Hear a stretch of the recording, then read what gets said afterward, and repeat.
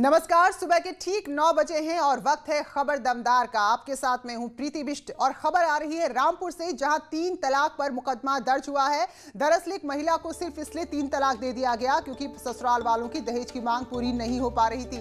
आरोप है कि 3 तलाक लेने वाले पति ने मारपीट करते हुए पत्नी को घर से निकाल दिया। अलीगढ़ में युवती की शादी हुई थी, तो फिलहाल पति समेत 4 लोगों के खिलाफ मुकदमा दर्ज हुआ है। तो 3 तलाक को लेकर कानून बन चुका है और उसी कानून के तहत मुकदमा दर्ज हुआ है। तो महिला का आरोप है, जो पीड़िता का है उसका आरोप है कि दहेज ना मिलने के चलते उसको 3 तलाक दिया गया। विशाल हमारे सहयोगी रामपुर से और जानकारी देंगे। तो विशाल बताइए, क्या ये मामला है और किस तरह की कार्रवाई हो रही है इसमें? इसमें कुछ साल पहले जो थी इसकी महिला की युवती की शादी हुई थी अलीगढ़ में। अलीगढ़ का रहने वाला युवक था जिसने दहेज में जो था, दहेज के हिसाब से उन्होंने शादी में सब कुछ दिया था। लेकिन उसके बाद जब इनसे दहेज मांगा गया, दहेज में 20 लाख रुपए और कार मांगी गई। जब क्या कहते हैं, ये लड़की के जो मायके पक्ष था उन्होंने देने से इनकार कर दिया, उनको नहीं दे पाए, तो उन्होंने लड़की के साथ मारपीट की और मारपीट करके उसको घर से निकाल दिया। और घर से निकालने के बाद उसको 3 तलाक दे दिया है।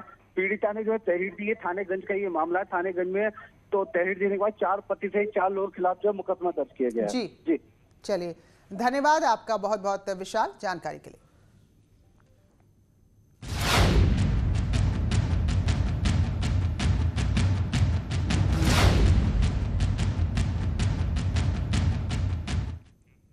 और लव जिहाद के खिलाफ चला है योगी सरकार का हंटर। योगी कैबिनेट ने अध्यादेश को मंजूर कर लिया है जो लव जिहाद के खिलाफ बना है।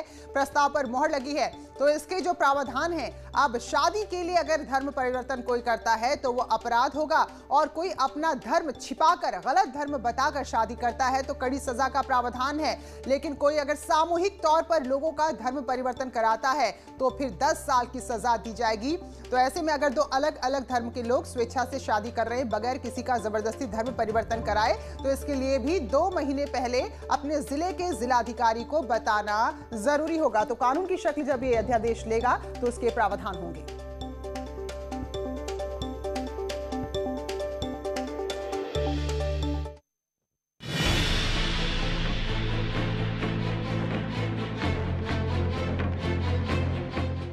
जो लोग बहन बेटियों की इज्जत के साथ खिलवाड़ करते हैं, उनको पहले से मेरी चेतावनी, अगर वे सुधरे नहीं तो राम नाम सत्य है कि यात्रा अब निकलने वाली है।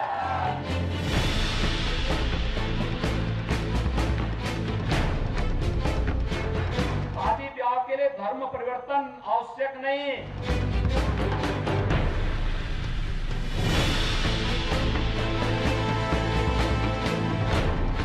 सरकार भी निर्णय ले रही है कि हम लव जिहाद को सख्ती से रोकने का कार्य करेंगे।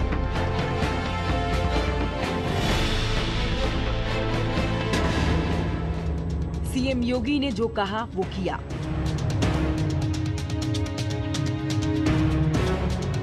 जिहाद पर माननीय मंत्रिमंडल ने अपना निर्णय दिया है और प्रस्ताव को अभी कैबिनेट ने पास किया है।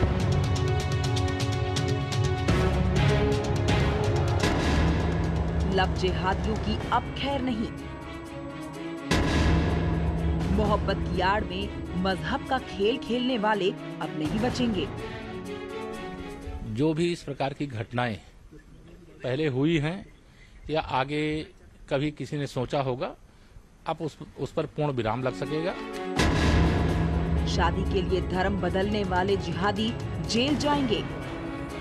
किसी को कूटरचित तरीके से जबरदस्ती बहलाकर गलत ढंग से गलत बयानी करके और धोखे में रख के और धर्म परिवर्तन के लिए प्रेरित करना, ये अपराध की श्रेणी में आता है।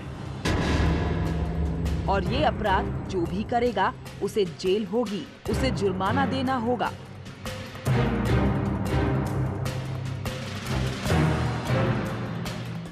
अध्यादेश के माध्यम से 2 से लेकर के 10 वर्ष तक इसमें कारावास का प्राविधान किया गया है।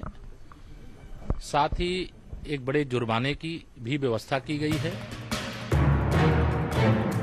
नाम बदलकर प्यार करने का ढोंग रचने वालों को सीएम योगी ने पहले ही चेतावनी दे दी थी। शादी के बाद धर्म परिवर्तन कराने वालों को सावधान कर दिया था। अब कानून बनाने के लिए प्रस्ताव पास कर लव जिहादियों पर हंटर चलाया है।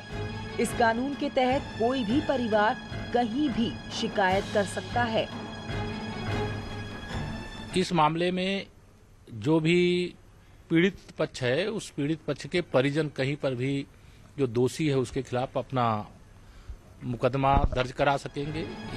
यही नहीं, अगर कोई सामूहिक धर्म परिवर्तन कराने की कोशिश करेगा तो उसे भी कठोर दंड मिलेगा। सामूहिक धर्म परिवर्तन कराने के मामले में 3 से 10 साल तक की सजा हो सकती है। सामूहिक धर्म परिवर्तन भी किया जाता है, जो हम लोग के सामने ऐसे भी केसेस आए हैं। उसके अंदर 3 वर्ष से लेकर 10 वर्ष तक की और 50,000 रुपए का इसके अंदर उन संगठनों के ऊपर भी जुर्माना लगाया जाएगा। इस कानून के बनने के बाद अगर कोई दूसरे धर्म की लड़की से शादी करना और फिर धर्म परिवर्तन कराना चाहता है तो इसके लिए जिले के डीएम के पास 2 महीने पहले आवेदन करना होगा।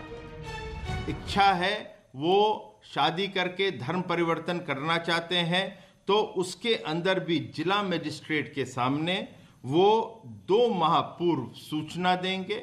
एक प्रिस्क्राइब फॉर्म है और उसके तहत उनको परमिशन मिलती है तो वो फिर धर्म परिवर्तन कर सकते हैं शादी के साथ। यानी मोहब्बत में शादी करने के बाद अगर कोई अपना मजहब बदलना चाहेगा तो उसे कानून के मुताबिक चलना पड़ेगा। इजाजत मिलने पर ही वो धर्म परिवर्तन करा पाएगा। अगर किसी ने कानून से बचकर झूठ बोलकर धर्म परिवर्तन करने की कोशिश की तो उसे भारी दंड भुगतना होगा। तो एक और बड़ा फैसला है, एक और बड़ा निर्णय है जिस पर अलग अलग तरह की राय सामने आ रही हैं। हमारे सहयोगी जुड़े हुए हैं अलग अलग जगह से जो बताएंगे कि वहां इस अध्यादेश को मंजूरी जब मिल गई है तो क्या राय है। राजीव सिंह हमारे साथ जुड़े हैं लखनऊ से, गाजियाबाद से अमित जुड़े हैं, कानपुर से श्याम तिवारी और हमारे साथ निखिल जुड़े हैं मेरठ से। तो राजीव, सबसे पहले आपका रुख करती हूँ। केंद्र की बात करें, राज्य सरकार की बात करें तो जो कुछ बड़े कदम लिए गए हैं उनमें से एक इसको भी माना जाएगा। देखिए, यकीनन प्रीति, अगर बात उत्तर प्रदेश की करें तो बीते कुछ दिनों से लगातार दबाव, धोखे और धमकी के तहत उत्तर प्रदेश में धर्म परिवर्तन की घटनाएं सामने आ रही थी, जिसको लेकर इलाहाबाद हाईकोर्ट ने भी टिप्पणी की थी कि सिर्फ शादी के लिए धर्म परिवर्तन को जायज नहीं ठहराया जा सकता है, वो अवैध है। और उसी के बाद मुख्यमंत्री योगी आदित्यनाथ ने भी देवरिया की जनसभा में यह ऐलान किया था कि जल्द से जल्द योगी सरकार इसको रोकने के लिए कड़ा कदम उठाएगी। और मुख्यमंत्री योगी आदित्यनाथ के बारे में एक आम राय है कि जो वो कहते हैं वो करते हैं। उसी के तहत कल उत्तर प्रदेश सरकार ने विधि विरुद्ध धर्म परिवर्तन प्रतिषेध अधिनियम 2020 को पास किया है, जिसके तहत अब अगर आपको धर्म परिवर्तन करना है तो उससे पहले दो माह पहले आपको संबंधित जिले के जिलाधिकारी से परमिशन लेनी पड़ेगी और ऐसा न करने पर, जबरन धर्म परिवर्तन करने पर अगर सामान्य है तो उनको 1 से 5 साल की सजा हो सकती है। SC ST की नाबालिग महिला है या महिला है तो उस पे 3 साल से 10 साल की सजा का प्रावधान किया गया है और साथ ही एक बड़े जुर्माने का भी ऐलान किया गया है। कुल मिलाकर योगी सरकार की मंशा है कि किसी भी कीमत पर जबरन, धमकी से और धोखे से जो धर्म परिवर्तन किया जा रहा था उस पर रोक लगाई जाए। और उन्होंने पहले ही कहा था कि इस तरह का अब जो एक अभियान चल रहा था उसको रोकने के लिए यह सरकार कानून लाएगी और अब ये ऐसा हो चुका है। तो कहीं ना कहीं आने वाले दिनों में अगर ऐसा होता है तो उत्तर प्रदेश में एक बड़ी कार्रवाई देखने को मिल सकती है। और साथ ही साथ जो योगी सरकार ने यह फैसला किया है, इसी के तर्ज पर बीजेपी शासित अन्य प्रदेशों में भी अब धर्म परिवर्तन रोकने के लिए इस तरह का कदम उठाए जाने की चर्चा चल रही है, तैयारी चल रही है। बिल्कुल। कानपुर में हम रुख करेंगे, श्याम तिवारी हमारे साथ जुड़े हैं। तो श्याम, के कानपुर वासी समझ पा रहे हैं कि यहाँ अलग अलग धर्म के लोगों की शादी पर रोक नहीं है। अगर धर्म आप छिपाकर शादी करते हैं या शादी करने के बाद जबरदस्ती धर्म परिवर्तन कराते हैं तो उसके लिए ये कानून बनेगा। बिल्कुल, कानपुर के लोगों में इस बात की आम समझ है कि जिस तरीके से लव जिहाद के मामले सामने आए, क्योंकि यहाँ पर ही मामले सामने आने के बाद SIT का गठन किया गया था और 14 मामलों की SIT ने जांच की, जिसमें से 11 में चार्जशीट लगाई गई थी। आपको बता दें कि इन पूरे मामलों में सबसे अहम बात यही सामने आई थी कि जो भी निकाह कराए गए लव जिहाद के तहत लड़कियों को फंसा करके उसके बाद जो निकाह कराए गए उनमें किसी भी कानूनी प्रक्रिया का पालन नहीं किया गया। जो धर्म परिवर्तन उस दौरान कराया गया, कानूनी प्रक्रिया का पालन नहीं किया गया।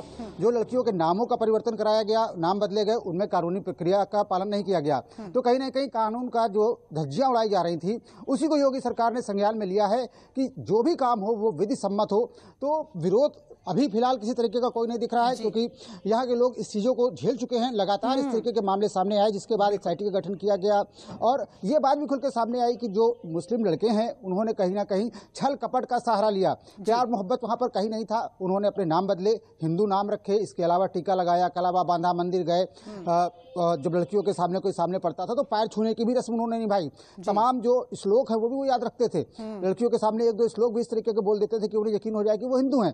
तो जो छल प्रपंच है उसको किसी भी तरीके से कोई भी समुदाय सही नहीं ठहरा सकता। यही वजह है कि कानपुर में अभी तक तो इस बात को एक्सेप्टेंस देखने को मिल रही है और लोग ये बात समझ रहे हैं कि जो कानून आ रहा है बिल्कुल सही आ रहा है। बिल्कुल श्याम, क्योंकि यहाँ के लोगों ने तो हाल में बहुत सारी घटनाएं देखी भी है। और निखिल, मेरठ की आपसे हम स्थिति जानना चाहेंगे, क्योंकि ये मामले अगर हम पूर्वी इधर की पश्चिमी इलाके की बात करें उत्तर प्रदेश के, तो यहाँ ये मामले आते हैं और अमूमन बहुत बड़ी पंचायतें भी होती है, बहुत सारा हंगामा भी इनको लेकर हो जाता है। तो अब अध्यादेश मंजूर हुआ है, तो यहाँ के लोगों की क्या प्रतिक्रिया है? देखिए, अध्यादेश को मंजूरी जैसे ही मिली तो आम लोगों में खुशी की लहर है। वो साफ तौर पर उन्होंने कहा कि उनका जो भविष्य, उनके बच्चे हैं वो अब सुरक्षित रह सकेंगे। कोई धोखे से शादी नहीं कर सकेगा, धोखे से अपना धर्म बताकर शादी नहीं कर सकेगा। इसको लेकर जब कानून बन जाएगा, कानून बन गया है, अध्यादेश आ चुका है, तो ऐसे में अब उनके मन में खौफ होगा। जो इस तरह की धोखेबाजी करते हैं, लड़कियों को फंसाते हैं और उन्हें जबरन धर्म परिवर्तन कराते हैं।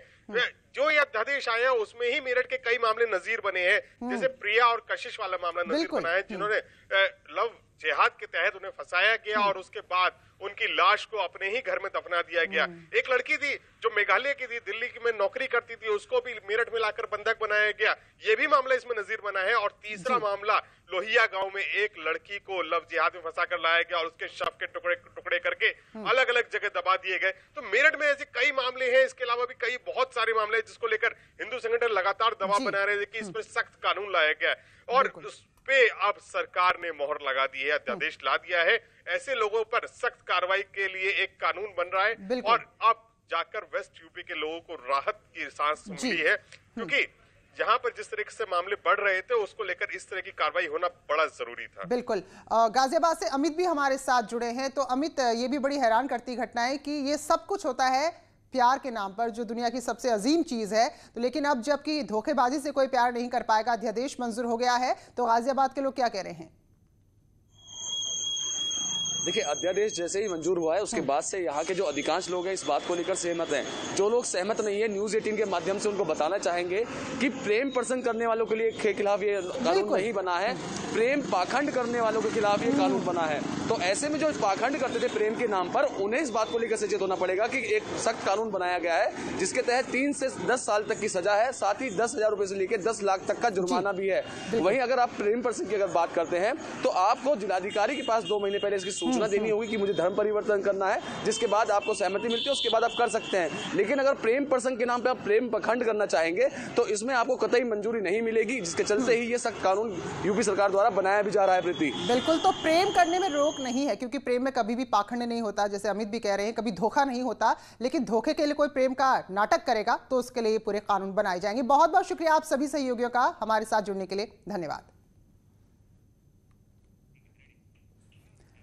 तो उम्र छोटी काम बड़े, कहते हैं कि एक जीनियस की झलक उसके बचपन में, यानी कि काफी छोटी उम्र में ही हम सबको देखने को मिल जाती है। वो किसी भी फील्ड में जीनियस बन सकता है, खेल में, पढ़ाई में, आर्ट में या फिर कोई और। तो आपके आसपास अगर कोई ऐसा जीनियस बच्चा है जो फिलहाल सामने नहीं आ पा रहा, लेकिन आपको लगता है कि जो उसका ज्ञान है, जो उसका इंटेलिजेंस है, वो सामने आना चाहिए, तो आज ही आप रजिस्टर कीजिए news18.com/यंग जीनियस या फिर बायजूस ऐप डाउनलोड करें और यंग जीनियस सेक्शन में जाएं और वहां बायजूस यंग जीनियस न्यूज 18 की एक पहल है, उस पर आप जा सकते हैं। फिलहाल छोटा सा ब्रेक, लौटेंगे जल्द ही।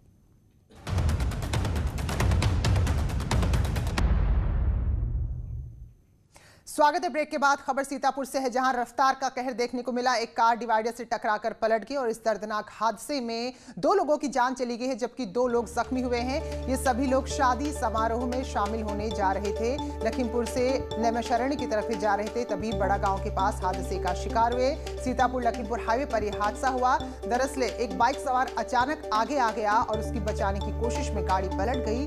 2 लोगों की जान चली गई, जबकि 2 लोग जख्मी हुए।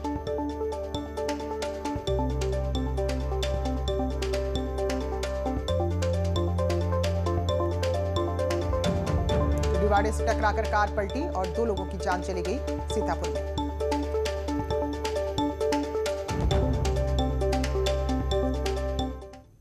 और एक और सड़क हादसा सीतापुर में हुआ है, जहां बस ने ट्रैक्टर को टक्कर मारी। ट्रैक्टर चालक ने मौके पर ही दम तोड़ दिया। हादसे के बाद खंबे से बस टकरा गई थी जो पंजाब से बिहार जा रही थी और खैराबाद थाना इलाके में यह हादसा हुआ, जहां बस और एक ट्रैक्टर की टक्कर इतनी भीषण तरीके से हुई कि जो ट्रैक्टर चालक था उसकी मौके पर ही मौत हो गई। खैराबाद थाना इलाके में यह हादसा हुआ है और जो बस थी वो पंजाब से बिहार जा रही थी।